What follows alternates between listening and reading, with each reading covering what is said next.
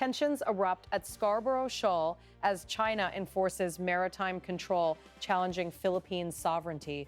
President Marcos Jr. confronts escalating threats while safeguarding fishermen and asserting legal claims. Amid satellite monitor patrols, barriers, and diplomatic deadlocks, the Philippines faces a critical test of strategy, diplomacy, and resilience in one of Asia's most volatile maritime flashpoints. Tensions in the South China Sea have once again surged to a critical point as the long-disputed Scarborough Shoal becomes the center of renewed geopolitical confrontation between the Philippines and China. The situation, already fragile for over a decade, has now entered what analysts describe as a more structured phase of control, counterclaims, and escalating diplomatic friction.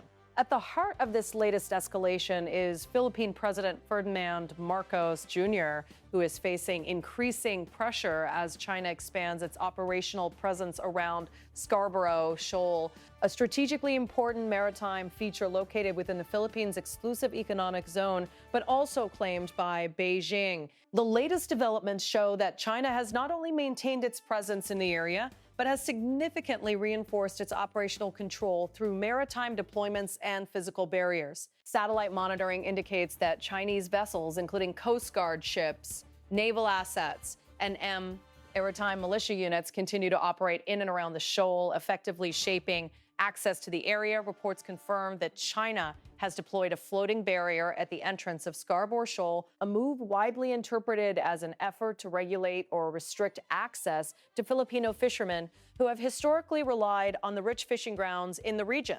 The barrier, combined with continuous patrols, has further intensified concerns in Manila about the long-term status of the shoal and the freedom of navigation in surrounding waters. Philippine authorities have described these actions as part of a broader pattern of assertive maritime behavior. Officials from the Philippine Coast Guard and Department of National Defense have repeatedly stated that China's activities in the area represent a misleading and distorted interpretation of historical and legal claims. A senior Philippine defense official has strongly rejected Chinese arguments based on historical correspondence, emphasizing that such documents do not constitute legal sovereignty or binding territorial transfer. According to Manila's position, all such claims remain invalid under international law, particularly following the 2016 arbitral ruling, which rejected China's extensive 9-dash line claims in the South China Sea. Despite this ruling, China continues to assert its claim over nearly the entire South China Sea, including Scarborough Shoal, which lies just over 200 kilometers from the Philippine coast. Beijing maintains that its presence is legitimate and based on historical rights, while Manila insists that the area is within its internationally recognized maritime zone. Amid this backdrop, President Marcos Jr. has taken a more globally contextual approach to the dispute, linking the South China Sea tensions to broader international instability. In recent statements, he has suggested that global geopolitics are undergoing a deep transformation. He emphasized that what is unfolding is not a temporary diplomatic dispute, but a structural shift in international relations. It's happening now, Marcos said, when discussing the evolving global order and its impact on regional alliances and maritime disputes. He further explained that global systems are undergoing what he described as a very, very serious restructuring, suggesting that international law, diplomatic relationships, and geopolitical alignments may all be entering a phase of reassessment. He added that global leaders are already acknowledging the need to withdraw, redraw, establish frameworks governing international relations. According to Marcos, this transformation is not optional, but inevitable, signaling what he believes is a new normal in global diplomacy. I think it's certainly going to happen, he said, stressing that the shift is already underway and cannot be avoided. These remarks come as the Philippines finds itself increasingly positioned at the front line of one of Asia's most sensitive maritime disputes.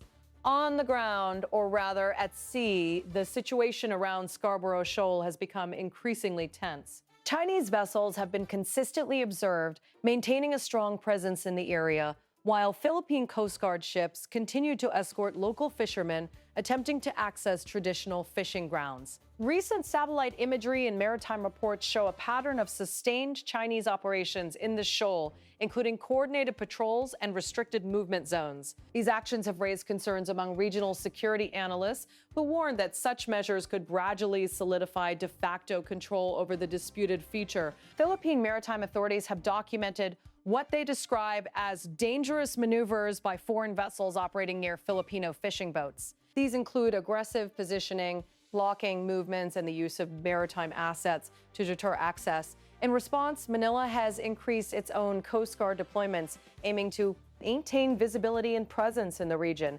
Philippine officials argue that maintaining operational access is essential not only for sovereignty claims, but also for the livelihoods of coastal communities dependent on fishing. The legal dimension of the dispute remains unresolved, despite the 2016 ruling by an international tribunal that invalidated China's expansive claims in the South China Sea. While the ruling favored the Philippines, China has refused to recognize its authority, continuing to assert sovereignty over disputed maritime zones. Philippine diplomatic officials have reiterated that engagement with China does not imply acceptance of territorial concessions. They have described Beijing's interpretation of diplomatic dialogue as erroneous and misleading, emphasizing that sovereignty over Scarborough Shoal and surrounding maritime zones remains indivisible and incontrovertible. This legal deadlock has created a persistent diplomatic tension where both sides continue to participate in dialogue while simultaneously reinforcing opposing claims through maritime presence and strategic signaling. China's recent actions around Scarborough Shoal are widely viewed by analysts as part of a broader strategy to consolidate control over disputed areas in the South China Sea. The deployment of Coast Guard vessels, naval assets, and maritime militia units reflects a layered enforcement approach designed to maintain sustained presence without direct military confrontation. The installation of physical barriers at the shoal's entrance has been particularly significant, as it represents a shift from purely patrol-based enforcement to infrastructure-based control. Such measures can effectively regulate access to fishing areas and assert administrative dominance without formal territorial declaration. Beijing has defended its actions by stating that they are necessary to protect sovereignty and maintain order in what it considers its territorial waters. However, the policy assertions are firmly rejected by the Philippines and many international observers.